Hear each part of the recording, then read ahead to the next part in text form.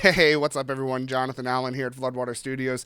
We're on a pretty big push right now for Eli's debut album, and, you know, we may have missed the original deadline, but things happen. Life happens, studio happens. So you do what you can, you keep moving forward, and you just make music, and you try to make it the best you can. But that got me thinking. We were in a session on Sunday, and we're building out this song, and right now it's kind of just titled like a working title, folk dance. Just it's really fun, it's energetic, but there's a lot of thick parts. So the bass is really thick. The guitars, the acoustics, they're kind of chunkier in regards to how acoustics are normally mixed. We didn't want a lot of thin things in here. The kick, it's not very present, but it's very punchy, and we wanted that to come through too. And the microphone that Eli loves to use is the Aston Element microphone. We have a link down in the description there if you want to check it out. It is an affiliate link. It doesn't cost you a dime more if you decide you want to purchase it. It just helps out the studio a smidgen, so we appreciate it. But he loves this Element microphone, and it picks up so much low end. It's kind of crazy. It says that they, emphasize the low end for things, and boy, do they ever. So we had to combat some things. And I know I talked about the Pro EQ3 stock plugin from Studio One before, going over how I treat acoustic guitar in most cases. And I want to show you something else that I kind of had forgotten about, and Sunday it clicked and I remembered something. Let's hop into the session here. If you guys want, you can hit like and subscribe and really help this channel out. In fact, this little pup right here sleeping on the couch, he'd appreciate it too. Thanks. You know what to do. So as you can see, all my green tracks are guitar tracks. There's tons of guitars that are happening here, different parts. All of these pinkish violet tracks, these are the vocal tracks. Orange is some organ that we were doing. Blue track is bass, red is drums. Now, I know what you may be thinking. Maybe you're not thinking it, but I'll draw your attention anyway. I did say normally I will bounce out my MIDI drums to audio and commit. And yes, I'm going to. I just haven't done it yet. So we're in the earlier stages. Well, for this song, we're in the later stages, but it will happen. Don't worry. We'll figure that part out. But what I want to focus on is the vocals real quick. And I'll play a little bit of the song here without the vocals, just so you can get a feel for what we're working with, the depth of everything and the beefiness of the bass when it kicks in and everything like that. So as always, grab your favorite headphones, throw those on so you can hear everything, because we have a lot of stuff panned left and right. It's just a good time. So this is without vocals, just kind of how the song kicks off.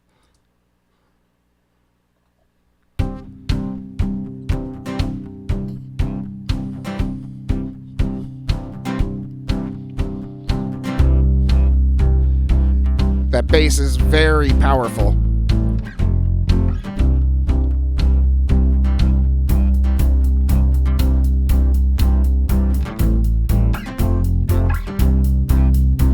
So as you can tell, it's very thick how everything is kind of put together. The bass is really driving this. And with the microphone that Eli chose, it produces and replicates in the voice a lot of bass tone. Main vocal track is this track right here, the standard, just the Vox. So this is the main vocal for the verses. We did duplicate some, not duplicate, but we added some tracks for the choruses to go through there. But taking a look at the main verse track, let's listen to that microphone with nothing on it. So we'll have some reverb on there because everything sounds better with reverb. But that's going to be it. Well, take my hand and I'll take yours, them pretty little hips swinging back and forth while we dance the night away. Well, I'll make you my wife, yeah, I'll make you mine, swirl you around my sweet, sweet bride while we dance to the break of day. So as you can tell, with how the microphone just reproduces everything, how it captures things. We have a lot of low end, like low mid build up day. It kind of really made me angry at first when I was sitting here kind of mixing things out. And I was thinking, okay, so I have the virtual mix rack on here from Slate. Now, again, I absolutely love stock plugins. I love third-party plugins too. They have their place, and I have a preset that I like for airy vocals that I put together.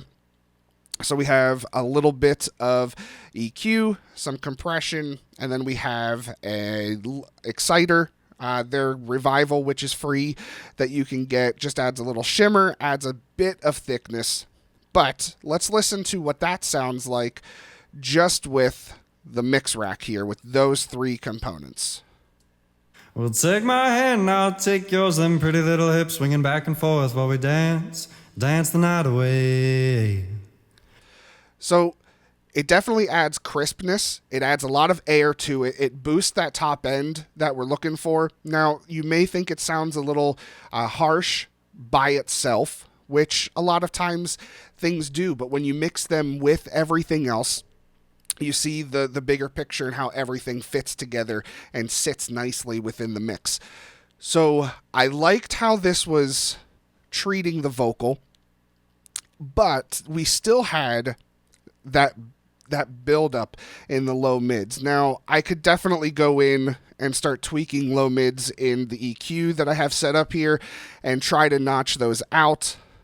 But I remembered there was an update with Studio One not long ago that added in Pro EQ the option to do a dynamic cut. Or dynamic boost, whichever one we're looking for here. But I use everything mainly for cuts when we're trying to shape things.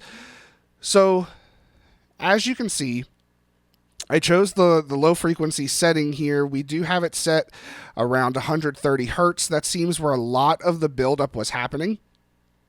And I'll play it without the EQ on, just so you can kind of see how much buildup there is just in that frequency range here.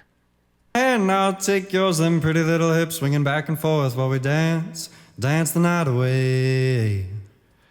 So there's a lot of information that's happening in here, but I don't want to change my main EQ on the vocal and affect the entire performance. I just want to focus on that section. So if you look on Pro EQ3, which is stock in Studio One, whatever version of Studio One you get this. And we're going to turn this back on so we have the frequencies that we chose. The Q is at 1.78, so we're getting a little bit to the sides and kind of taming a little bit more here. And then you can click the D, which is dynamic mode.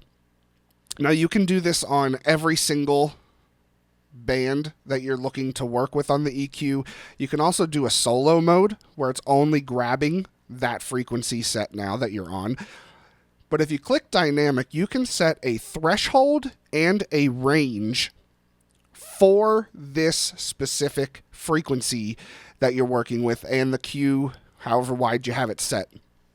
So you can see I have my range was about 5.5, but as you move the range down, that's how much it's going to cut. But the cool thing with dynamic is it only cuts when there's information presenting itself, when there's too much. Now, with the threshold and the range, you can change how much you want it to cut, which this little slide right here, and we'll zoom in real quick on this. This little slit that's there is actually a reduction meter, and you'll see that in a second when everything starts. Well, let's put this back up to about 5.5. 5.76, I think, is kind of close to where it was.